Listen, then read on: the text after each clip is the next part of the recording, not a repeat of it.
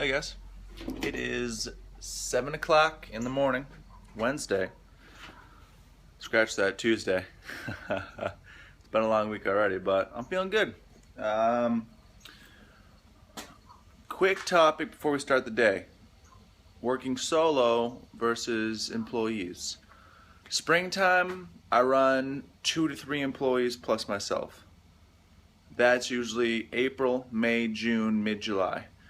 Then the other half of July, August, and then half of September, what I would really want to do is just have me. Like if I'm just doing regular work. If I'm doing like that huge brush job we did, 3 weeks ago, I still haven't gotten fucking paid for, then, hey, you need a couple guys for that. I mean, that's ridiculous.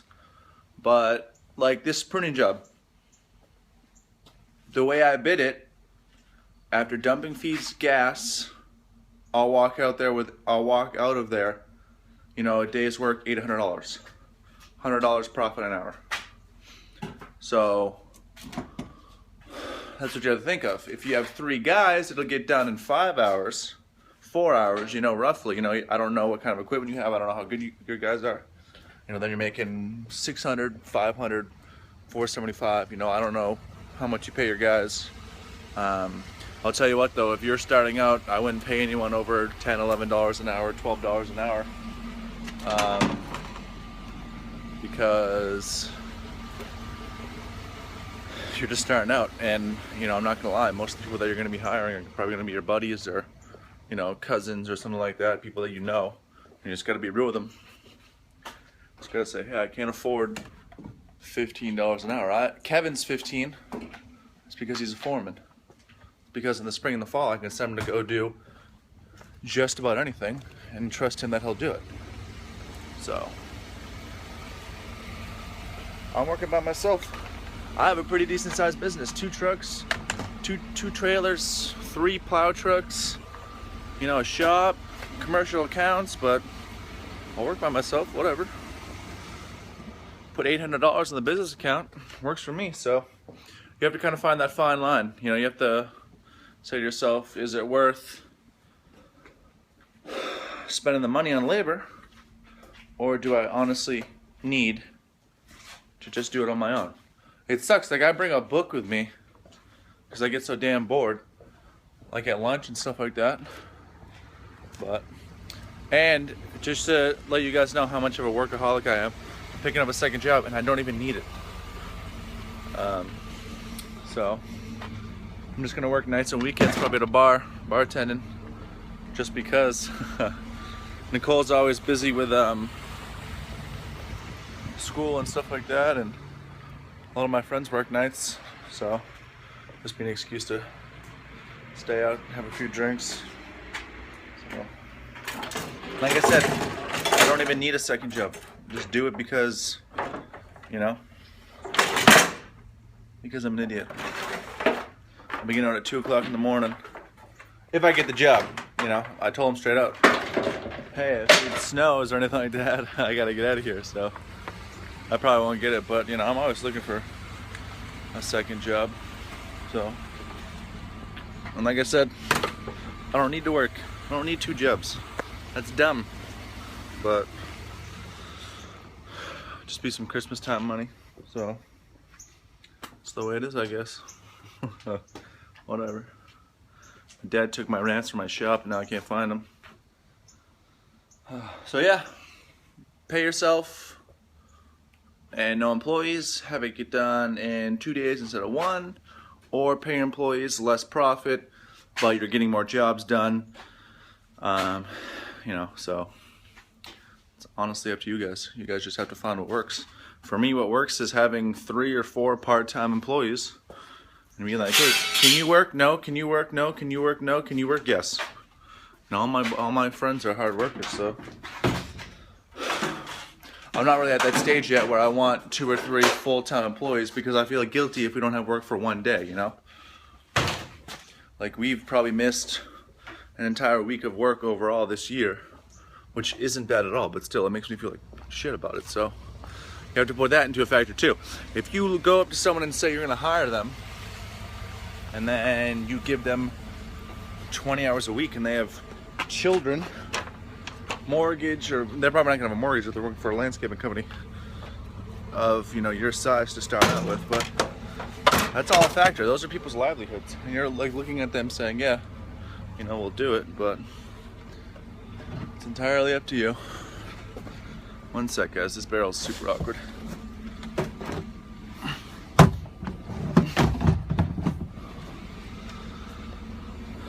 I would not leave that barrel there. So, okay guys, I'm going to show you how to prune. We're going to show you maybe some more edging. So, just wanted to touch base on employees versus working alone, you know, especially with mowing, you know. You may be able to get out at 3:30 on mowings with another guy, but, you know, you're making 40 bucks a lawn, you know, you're only making a couple $100 a day if you're lucky. But if you don't have someone working for you, you get home at 7:30, you don't pay yourself as much because you're starting a business. You know, I don't really pay myself that much, you know, but like my gas is covered, my insurance is covered, commercial insurance, health insurance, which I don't have, but it will be covered soon.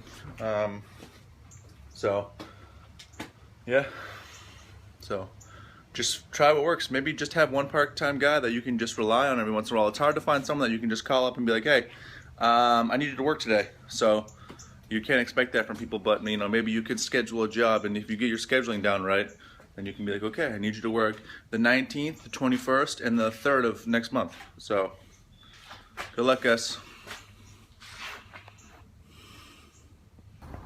Hey guys, so I'm gonna show you how to do this edge nice and clean with just a regular run-of-the-mill hand edger. You don't need a $1,300 power edger to do this. I did this real quick. Look at the depth of the edge. So we're edging this out. We're gonna take all the stumps and stuff out, but look at the depth.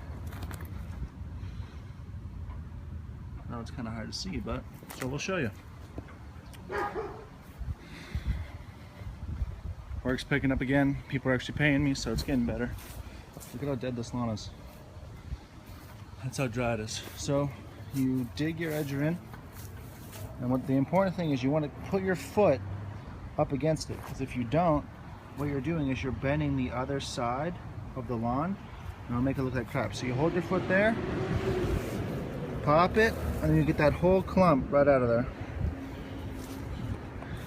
Just take a half of an inch off, dig it right in there as deep as you can. Once again, use your foot to brace it, pop it up, send it out of the way. And then what you see is you see those little piles of dirt. Just come back in with your edger nice and tight, drop it in, kick it out of there. So also what you want to do is take a weed whacker at the end and then weed whack it, so you get all this kind of loose stuff, and then it's a real nice tight edge. So we're going to rip all this stuff up. We're going to leave that spirea. We're going to leave that hydrangea, but all this is getting ripped up. This hydrangea is staying. That spirea is staying. Look how close they look. This is a hydrangea. Look at the leaves. And then this is a spirea. There's a slight difference. See? Spirea bud. So we pruned them quick. I have a friend with me as well. Hey boy. Hey bud. So he's a good boy. So yeah, that's how you edge. And what you want to do is when you first start, you want to make sure that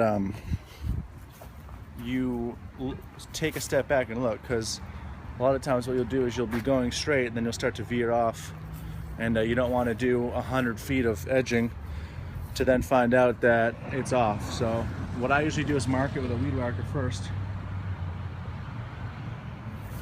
So nice deep edge. Just kind of chop this hydrangea up. They just wanted to cut down, so we pruned this holly as well. So just a quick job.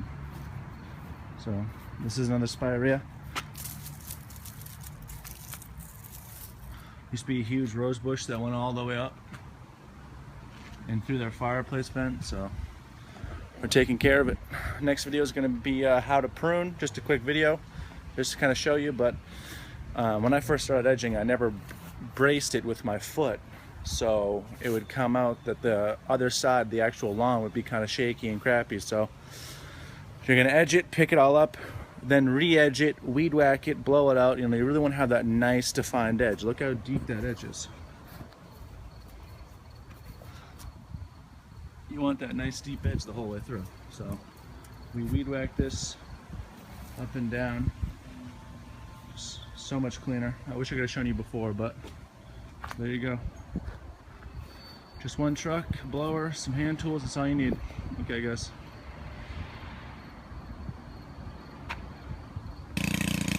Okay, I'm going to do some sections. So what I'll do is I'll prune everything, edge it out, weed it, and then move on to the next section. There you go, first section, I'm going to prune these yews, burning bush, those hollies, a couple of azaleas out back, so let's do it. Okay, so this is the after product for this section. I edged it with a weed whacker. I didn't even edge it with a regular edger. Pulled all the weeds, pruned these hollies. These hollies were damaged by the winter, so there's not much you can do with them, but there's a burning bush. Limb this tree, started to maybe bonsai it. This yew right here. Weeded everything out. This spirea, azalea. See, look at that nice clean edge. Just with a weed whacker. That's all you need.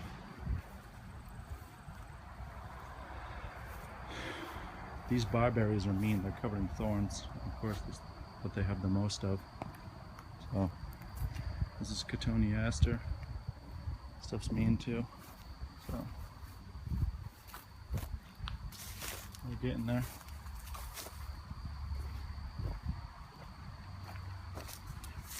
Gotta make sure you pick all this stuff out of here, because if not, it'll brown up. More barberry. This tree up too. I gotta weed whack it, prune the rest of that. Prune this azalea. Gotta clean it all up, and we're good. So it's about 3 hours of work.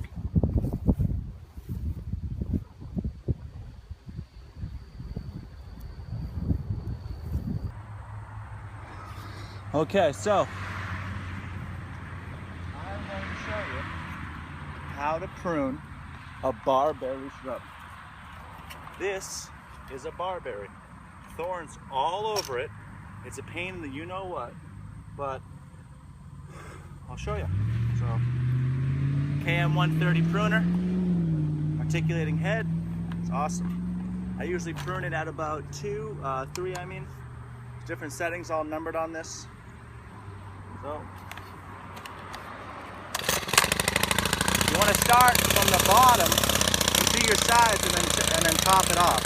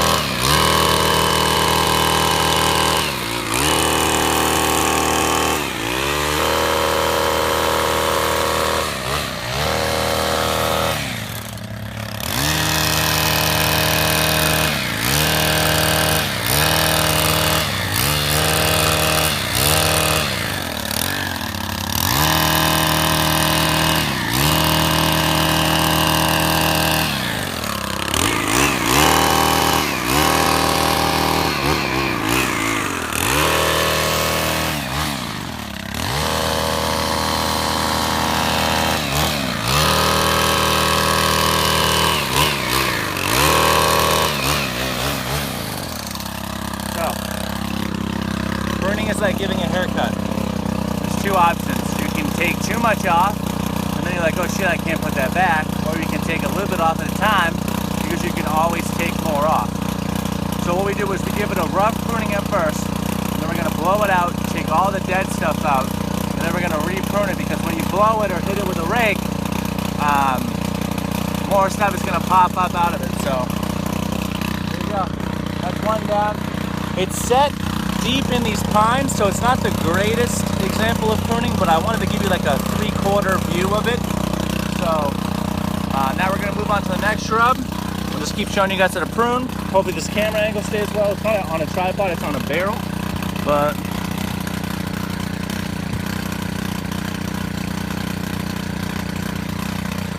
you'll be able to see some of this one. So just kind of look at the technique, and like I said, I don't keep it straight, I keep it angled. Always start on the bottom.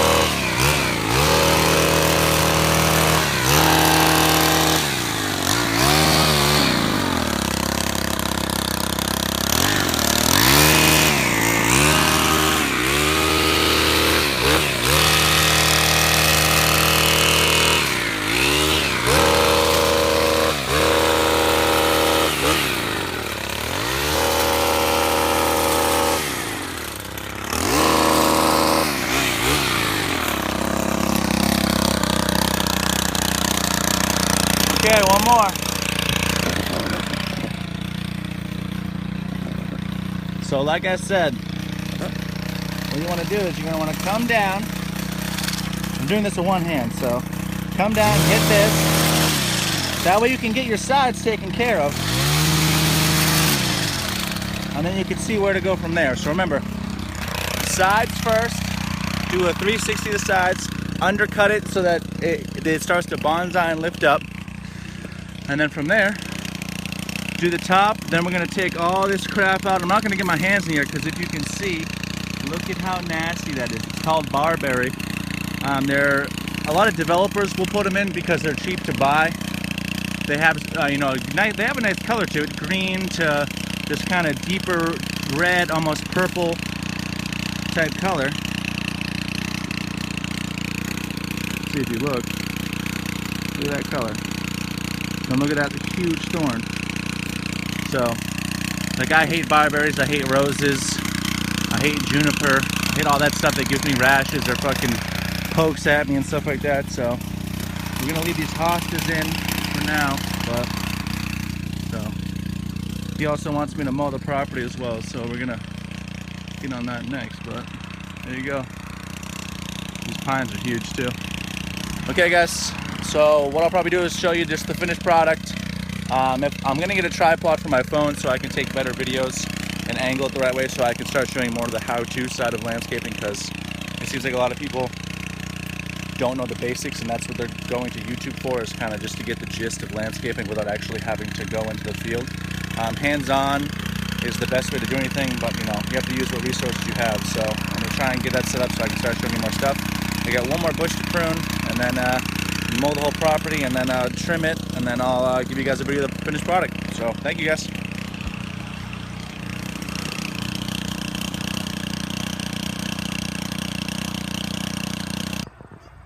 Okay, so finished product.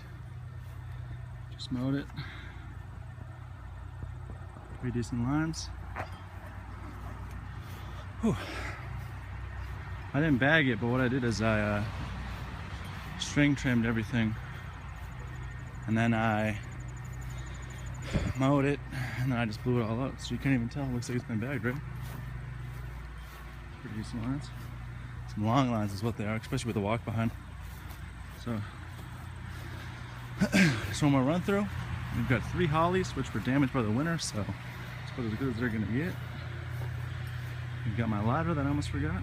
Got a burning bush right here. One sec, guys, let me grab this ladder. We've got this U, just kind of rounded it off, got it off the edge. Some more stripes. Azalea, barberry, mountain laurel in the back, Tony Aster, some more lines, and then we just work our way down here.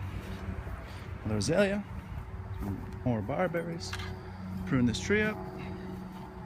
There you go, guys. House complete by myself. It took me about 9 hours to do.